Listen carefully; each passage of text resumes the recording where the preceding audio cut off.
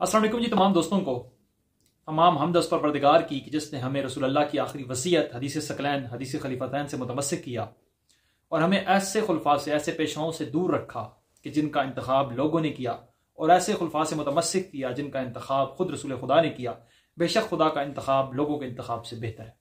आज आपके सामने हाजिर होने का मकसद ना तो अवैस रब्बानी साहब की वकालत है और ना ही इंजीनियर साहब की वकालत है। हमारे लिए दोनों मोहतरम हैं, दोनों मुसलमान भाई हैं, लेकिन एक तकलीफ के साथ एक दर्द के साथ हाजिर हुए हैं। जो काफ़ी दिनों से एक मसला हम देख रहे हैं कि दो उलमा अगर आपस में बैठकर गुफ्तगू करें तो ये कितना मुश्किल है। फतवाबाजी आसान है, वीडियो खेलना आसान है, एक दूसरे के लिए टोंट करना आसान है, लेकिन अगर दो उलमा बैठकर उम्मत के मफाद के लिए गुफ्तगू करें तो ये पाकिस्तान में बहुत मुश्किल है, बल्कि दीन इस्लाम के अंदर बहुत मुश्किल है। और इसे मुश्किल किस लिए किया?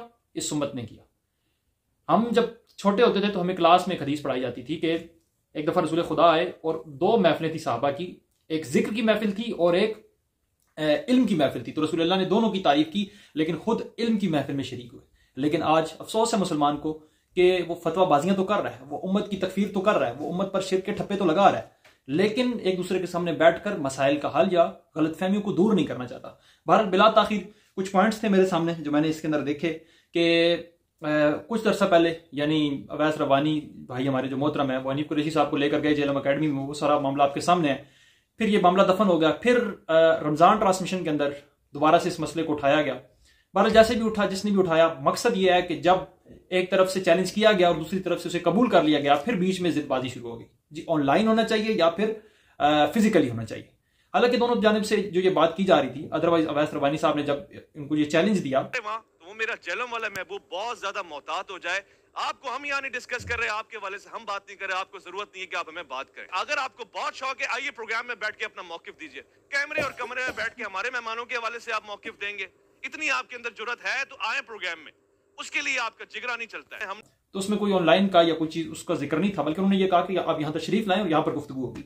लेकिन हम कहते हैं ऑनलाइन करवा देते या जिस तरह भी करवाना था। खैर अभी तो उनकी तरफ से भी मैसेज आ गया कि आप बेशक ऑनलाइन बैठना चाहते थे तो ऑनलाइन बैठ जाते। मेरा पैगाम सुन रहे हो तो हमने आपको ऑनलाइन की भी ऑफर दे दी है। वो वाली वीडियो भी आप देख लें जिसमें हमने मशरूत ऑनलाइन आपको कहा है कि इसी बहाने ऑनलाइन ही आ जाओ भाई। वो वाला आपका भरम भी रह जाएगा अगर आप अपनी मिस कैलकुलेशन के ऊपर माफी मांग के ऑनलाइन आ जाएंगे। ये भी बड़ा हो जाएगा ना, तो छोटा काम तो नहीं होगा, दावत का मसला है। अगर आप मर्द मुजाहिद है खत्म नबूवत के, ऑनलाइन ही सही, ऑनलाइन वीडियो गेम्स के मर्द मुजाहिद, तो ऑनलाइन ही आ जाओ भाई। कितना आवाम को बेवकूफ बनाओगे। तो लेकिन अब एट दी एंड क्या हुआ कि वो मामला फिर ठप हो गया, खत्म हो गया। यानी उलमा को, दो मुखालिफ उलमा को फतवा लेना है उनसे किसी कौम के मुतल्लिक, तो आप बड़ी आसानी से ले सकते हैं। फलां मुशरिक है, फलां काफिर है, फलां खत्म नबूवत का डाकू है। लेकिन अगर आप उन्हीं दो उलमा को कहें कि आए जरा आपस में बैठ जाएं, तो फिर आप इनके बहानेबाजियां देख लें। और बहानेबाजियां किसने की हैं और किसकी जानिब से हुई हैं और बहाना कौन करता है वो सब जानते हैं। मैं तो ना किसी पर तनकीद करने के लिए आया हूं। देखें, हम शियाने अली हैं, हमारा ताल्लुक ना तो अवैस रब्बानी साहब से है और ना हम इंजीनियर साहब से कोई चीज लेके खाते हैं, और ना हम इंजीनियर साहब की अंधी तकलीद करते हैं जिस तरह के बहुत से लोग कर रहे हैं।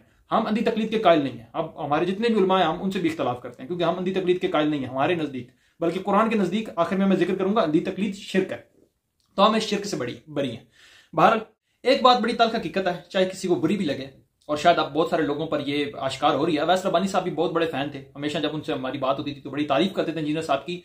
उन पर भी ये बात वाज़ेह होगी कि इंजीनियर साहब मुतमईन होकर झूठ बोलते हैं, यानी तसल्ली से झूठ बोलते हैं, जैसे मतलब बगैर तहकीक के, या कभी अंधी तकलीफ से झूठ बोलते हैं या कभी वैसे ही मतलब मुतमईन होकर। कोई उनको डर खौफ नहीं होता कि हम कितनी बड़ी बात उम्मत से छुपा रहे हैं। जैसे रिसेंटली अभी नूर वाला मामला हुआ, हदीस खलीफतैन ज़ईफ नहीं थी, 10 मुहद्दिसीन ने उसको सही कहा, मुतमईन होकर उन्होंने झूठ बोला। उन्होंने कहा जी ये शरीक अल काजी मुदल्लिस से हमसे रिवायत कर रहा है, जबकि उसकी तदलीस हमने जब कहा साबित करो तो उन्होंने क्या जवाब दिया कि हमने हदीस खलीफतैन को ब्लॉक किया हुआ है, आप इस हदीस पर सवाल नहीं कर सकते।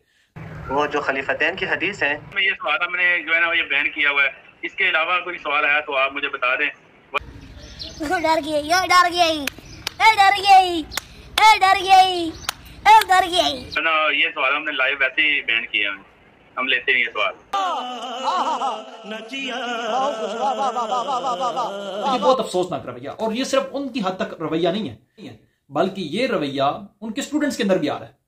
और ऐसी जालिमाना बातें देखने को मिल रही हैं, ऐसी अफसोसनाक चीजें देखने को मिल रही हैं कि मैंने वीडियो क्यों बनानी थी, कि मैंने क्या अवैस रब्बानी से को पैसे लेने हैं या फिर इंजीनियर मोहम्मद अली मिर्जा से को पैसे लेने हैं। लेकिन मुझे इतना तकलीफ हुई कि आज तक जितने भी फिरके बने, शियाने अली फिरका तो नहीं है ना, देवबंदी बने, अहले हदीस बने, उसके अलावा बरेलवी बने, आज तक ऐसी नफरत बाकी फिरकों से किसी के अंदर नहीं देखी गई जो इंजीनियर साहब के स्टूडेंट्स के अंदर देखी जा रही है। मैं यूं कहूं कि इंजीनियर साहब के फॉलोअर्स या इंजीनियर साहब के फिरके से ताल्लुक रखने वालों में देखी गई है। क्यों फिरका इसको कहा जा रहा है? क्योंकि इंजीनियर साहब बाकायदा फतवा देते हैं। वो कहते हैं जी जाएं फलां बंदे की कमेंट्स में जाकर उसको तंग करें, और वहां से जब फतवा आता है तो उनके स्टूडेंट्स फिर कहते हैं जी ये हमारे लिए तो डिवाइन फतवा आ गया उनके मुताबिक। ठीक है, तो अब वो उस फतवे पर अमल करते हुए गवर्नमेंट्स में अपना जो है वो भड़ास निकालते हैं, और भड़ास निकालने अच्छी बात है, लेकिन बदतमीजी और बदतहजीबी यानी इस हद तक गंदी खलीज फोटोज देखने को मिली कि एक फोटो मैंने देखी, अब मैं उसको पता नहीं डिस्प्ले यहां पे करवाना चाहिए या नहीं करवाना चाहिए, कि अवैस रब्बानी की तस्वीर को मतलब एक कुत्ते के ऊपर उसकी तस्वीर लगाई, यानी अवैस रब्बानी ने क्या कर दिया। मतलब बहुत अफसोस हुआ मुझे वो तस्वीर देखकर। और ये कोई एक आध स्टूडेंट्स नहीं, बहुत सारे स्टूडेंट्स हैं। इंजीनियर सब कहेंगे नहीं जी हमारे इनसे कोई ताल्लुक नहीं है। भाई आपका ताल्लुक नहीं है, आपने ये फिक्र दिया है। और ना सिर्फ अवैस रब्बानी के बारे में ये तस्वीर देखी गई हमें, हमने एक तस्वीर देखी फेसबुक के ऊपर जिसे बहुत सारे अली भाई के स्टूडेंट्स ने वायरल किया, और उससे भी हमें बड़ी तकलीफ हुई। क्यों? क्योंकि शियाने अली 1400 साल से इत्तेहाद पर काम कर रहे हैं, और इंजीनियर साहब इत्तेहाद की धज्जियां भी खेल रहे हैं। वो मुसलमानों को फिक्र दे रहे हैं, मुसलमान बच्चों को, कि 1 to 1 नहीं बैठना, गुफ्तगू नहीं करनी, इल्मी डिस्कशंस नहीं करनी, बल्कि फतवाबाजी करनी है और मुसलमान फिरकों की तकफीर करनी है, उन पर शिर्क के फतवे लगाने। ये तस्वीर आप देखें कि अफसोसनाक रवैया है कि आपने 4 फिरकों के नाम लिखे और उनको कुत्ता बना दिया, और फिर बाकी जो पीछे है वो इंजीनियर साहब की तस्वीर। यानी ये फिक्र बच्चों के अंदर कौन डाल रहा है? इंजीनियर साहब डाल रहे हैं। इल्मी इख्तलाफ को इल्मी रखें। जो आप फिक्र दे रहे हैं ना इंजीनियर साहब अपने फिरके को, वो बहुत बड़ी तकफीरी फिक्र है। आप जो फिक्र दे रहे हैं उसमें मुसलमानों पर शिरके फतवे हैं। आप में जो फिक्र दे रहे हैं वो बाकी फिरकों से नफरत है। आप इनडायरेक्टली या डायरेक्टली, कोई एक बंदे ने इस तरह की फोटोज नहीं वायरल की, बहुत सारे लोगों ने की हुई है कि बाकी फिरकों से जितने भी फिरके बने, आज तक मैंने किसी फिरके के अंदर यह बीमारी नहीं देखी कि वो तमाम फिरकों की इस तरह तकफीर करे। तमाम फिरकों के लिए मतलब बरेलवियों का कोई बंदा मैंने आज तक नहीं देखा जिसने शिया अहले हदीस या देवबंदियों की जो है वो तस्वीर लगाकर उसके ऊपर कुत्ते लिख दिया और अपने लिए वो जो है इस तरह की शेर वाली या इस तरह की कोई अच्छी तस्वीर बनाकर उसने पेश की।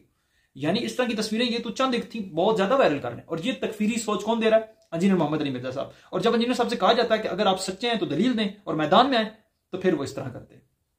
अगर इंजीनियर साहब को ऑनलाइन, यानी ये भी एक बहानाबाजी है ना। एक तरफ तो इंजीनियर साहब कहते हैं कि जी मेरी व्यूवरशिप तो टीवी चैनल से भी ज्यादा है, मेरी व्यूवरशिप, मैं जिस टीवी चैनल पे जाता हूं उनकी व्यूवरशिप बढ़ जाती है। और फिर कहते हैं नहीं जी नेशनल टीवी पे जब मुझे बिठाएंगे ना तो फिर मेरी शर्तें खत्म है। यानी नेशनल टीवी पे जब मैं आऊंगा तो फिर ना तो किसी को 1 मिलियन सब्सक्राइबर्स की जरूरत है, ना तो किसी को वॉच टाइम की जरूरत है, ना तो किसी की व्यूवरशिप देखी जाएगी, बल्कि नेशनल टीवी पे। और दूसरी तरफ क्या कहते हैं कि नेशनल टीवी से ज्यादा मेरी व्यूवरशिप है।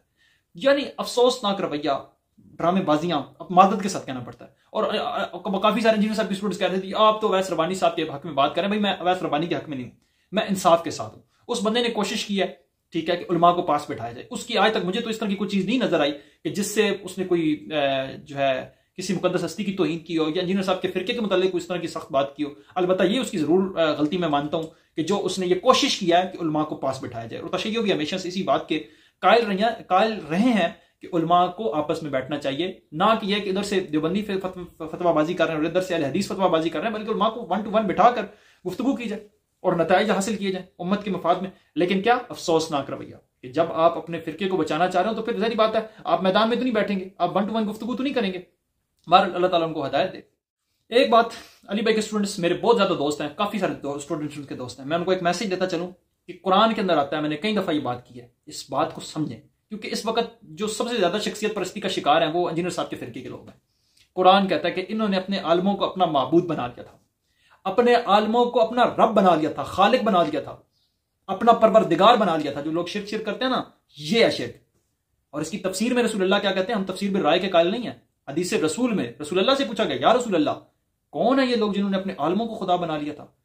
तो रसूलुल्लाह ने फरमाया वो अपने आलमों की इबादत ना करते थे, अपने आलमों को सजदे नहीं करते थे, वो उनकी नमाजें नहीं पढ़ते थे, बल्कि जो चीज उनके लिए हराम कर देते थे उसे हराम जान लेते थे, और जो चीज उनके लिए हलाल कर देते थे उसे हलाल, अंधी तकलीद करते थे, शख्सियत परस्ती करते थे। यह है शिर्क। और आप शख्सियत परस्ती में इस कदर डूब चुके हैं कि एक मुसलमान की तस्वीर, एक मुसलमान इंसान की, अवैस रब्बानी काफिर तो नहीं हो गया, एक मुसलमान क्या गैर मुस्लिम की भी तस्वीर भी आप इस तरह नहीं लगा सकते कि आप वो साथ एक हैवान की तस्वीर लगा रहे हैं और ऊपर अवैस रब्बानी की तस्वीर लगा रहे हैं। आप एक तरफ तमाम मकातब फिक्र की तस्वीर को उनके बाकायदा नाम लिख के, शिया लफ्ज कुरान का लफ्ज है ना, उन कुत्तों से तशबीह दे रहे हैं तमाम फिरकों को, और आप जनाब मुसलमानों की ऐसी तकफीर मैंने आज तक, हालांकि देवबंदी भी हैं, बहुत ज्यादा नफरत करते हैं, अहले हदीस हैं, वो कम से कम 1 या 2 फिरकों की तकफीर करते हैं, लेकिन आपने अपने स्टूडेंट्स का ज़हन इस तरह बनाया हुआ है कि वो इतनी नफरत करते हैं मुसलमानों से कि तमाम फिरकों से बायकाट है, और तमाम फिरकों से वो कोई ना कोई, किसी को खत्म नबूवत का डाकू समझते हैं, किसी को तौहीद का मुनकर समझते हैं, फिर लगाएं फतवा। फिर खुलकर बात करें ना। यानी एक तरफ आप फतवा भी लगाते हैं, फिर उसको साबित भी नहीं करते। अब जाली मदद पर इन्होंने जो एतराज किया, हमने जवाब दे दिया, क्यों नहीं आकर उनका नया जवाब देते हैं? हमने इनकी जितनी आयात या का नाबूद या का नस्ताइन, कुरान से इस्तेदलाल, ना जो बलागा से इस्तेदलाल, बुखारी की 10 नंबर हदीस, सबका जवाब दे दिया। अब जब दोबारा कोई इनसे सवाल करता है तो वही पुराना जवाब दे देते हैं। भाई उसका जवाब हम दे चुके हैं, हमें नई चीज बताएं। आपके पास कोई एक दलील नहीं है जिससे आप मुसलमानों की तकफीर कर सकें। अगर आपके पास कोई दलील है, आप सच्चे हैं, आए मैदान में बैठे। व्यूअरशिप तो आप माशाल्लाह खुद तारीफ करते हैं, हसन अल्लाह यारी की भी बहुत है, आपकी भी बहुत है। इन 2 चैनल्स पे चलाएं, पता चल जाएगा। लेकिन शायद अल्लाह यारी साहब के नाम से आप घबरा जाते हैं। वो बड़ी तारीखी बात की थी मुफ्ती फजल हमदर्द ने। 10 मिनट के लिए आप अल्लाह यारी साहब के पास बैठे, 10 मिनट के लिए आपके इल्म का अंदाजा हो जाए। 10 मिनट आप अल्लाह यारी साहब के साथ बैठ जाए, आपको अपनी इल्मी हैसियत का अंदाजा हो जाएगा। आप किसी मोमिन बच्चे के साथ नहीं बैठ सकते, तौहीद के ऊपर ही बैठ जाए। आप किसी एक कुरान की आयत, किसी एक हदीस से वसीला और तवस्सुल और रसूलुल्लाह को शफी और इस्तगफार करने वाले, मानने वाले को मुशरिक साबित नहीं कर सकते। अल्लाह ताला आपको हदायत दे, मेरी यही दुआ है। अगर किसी को कोई बात बुरी लगी हो उसके लिए मैं माजरत चाहूंगा, लेकिन खुदा के लिए शख्सियत परस्ती छोड़ दें और शख्सियत परस्ती की आड़ में आकर मुसलमानों की तकफीर बंद कर लें। क्योंकि ये 2000 के बाद जो फिरका वजूद में आया, ये बड़ा खतरनाक फिरका है जो मुसलमानों की खुलेआम तकफीर करता है, खत्म नबूवत का डाकू कहता है और तौहीद का मुनकर कहता है। अल्लाह ताला इनको हदायत दे, मेरी दुआ है इनके लिए। मेरे भाई हैं, सब मोहतरम है, लेकिन खुदा के लिए थोड़ा सा इस चीज पर गौर करें, फिक्र करें, शख्सियत परस्ती से निकलें। अस्सलाम वालेकुम।